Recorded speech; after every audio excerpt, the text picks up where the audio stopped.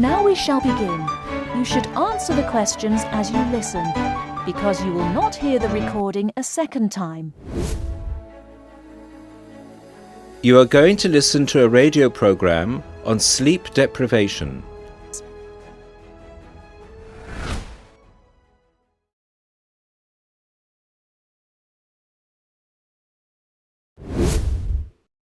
Listen carefully to the first part of the conversation .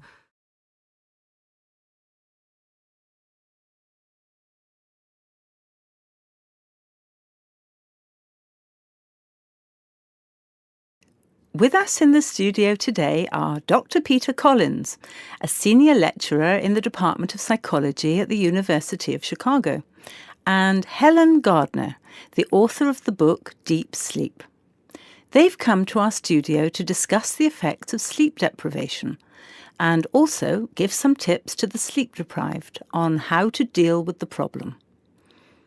Welcome to the studio, Helen and Peter. Now, Peter, what are the reasons for sleep deprivation and how can it affect our lives? Well, the research into sleep deprivation started in the late 50s and has been going on ever since.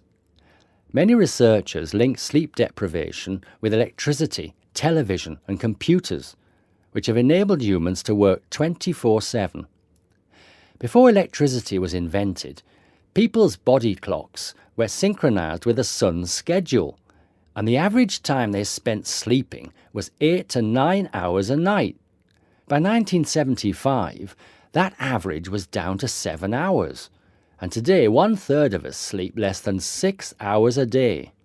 This leads to a condition called chronic sleep deprivation, which basically means going for extended periods of time with less sleep than your body needs.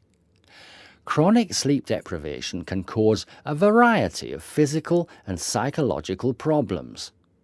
At its most basic level, loss of sleep can make us more irritable and less efficient, and can affect long-term memory and concentration, which can result in more accidents. According to the latest research into sleep deprivation is the main reason for 3% of plane crashes, 10% of domestic accidents, 20% of accidents at work, and 45% of all traffic accidents. Research into the physical effects of chronic sleep deprivation suggests more serious and significant long-term complications. Research from my university, the University of Chicago, has shown that sleep deprivation interferes with how the human body regulates insulin and sugar metabolism, which can increase the risk of diabetes. People who are sleep deprived have weakened immune systems and are more prone to viruses and other kinds of infections.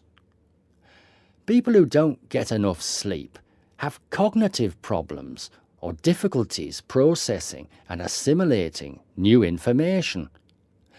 Lack of sleep affects long-term memory and slows down such abilities as judgment and reaction times.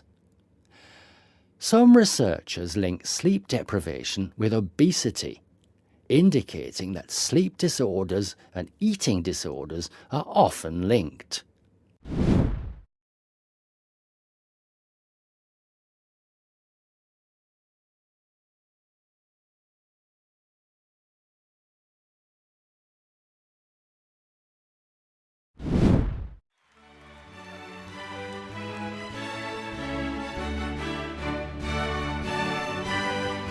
Thank you. Now we're done with the first part. You now have half a minute to check your answers.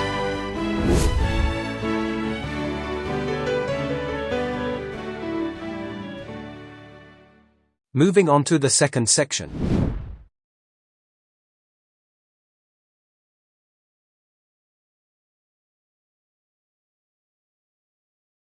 First, you have some time to look at questions 1 to 5. Or You will hear a lecturer talking about the process of fossilization. First, you have some time to look at questions 1 to 5.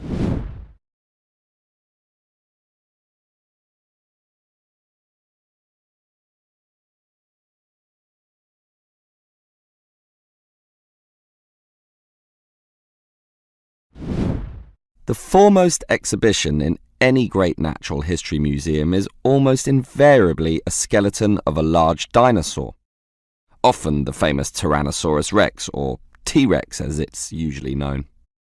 Thus, one would think that these skeletons are plentiful, one for each museum, and more to spare in the basement. Well, here's an interesting fact.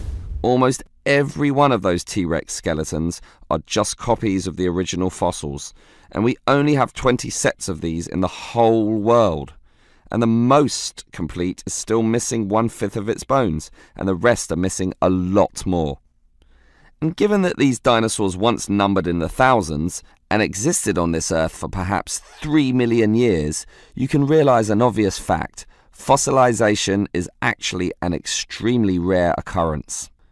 Fossilization can only occur when, after an animal dies, it is buried in soft mud or silt relatively quickly before the body completely rots or is torn to pieces by scavengers. Given this fact, the overwhelming majority of fossils are in marine sediment, where former marine life sank to the sea bottom, where sediment was being continually deposited.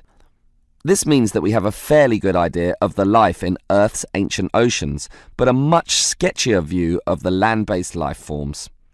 Fossilization on land needs water and mud, meaning that it is most often near ancient river sites and lakes.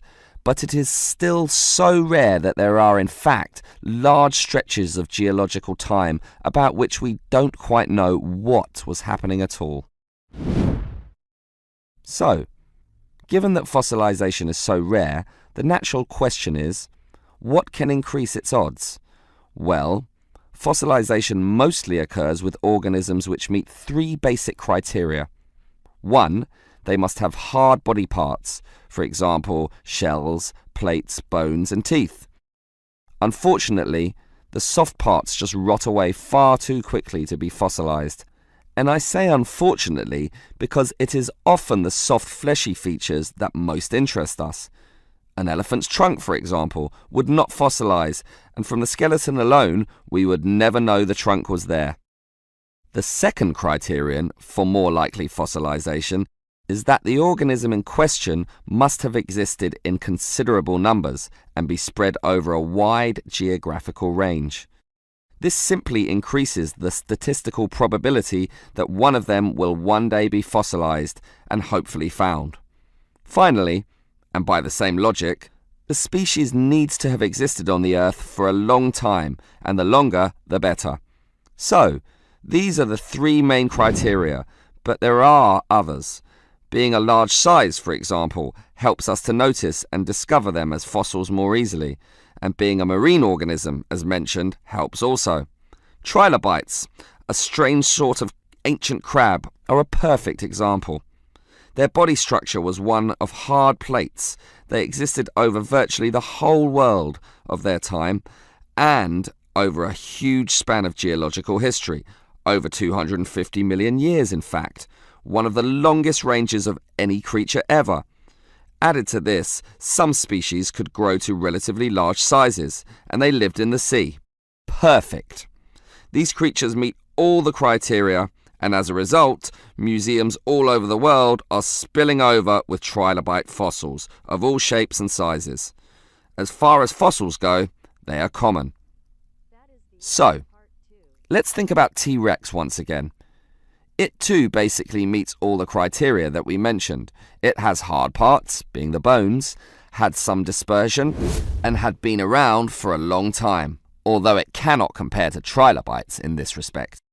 However, it does have one important advantage over trilobites. It is large, very large, which means we can discover it far more easily than many other fossils. And here's another advantage. Dinosaur hunters are a dedicated and fanatical breed, continually at work in all the likely sites of the world. Basically, us human beings are fascinated by these creatures. So much that we are always searching for them, probably more than any other types of fossil, meaning that more T-Rexes will inevitably spring up in the future, and one is certainly glad for this.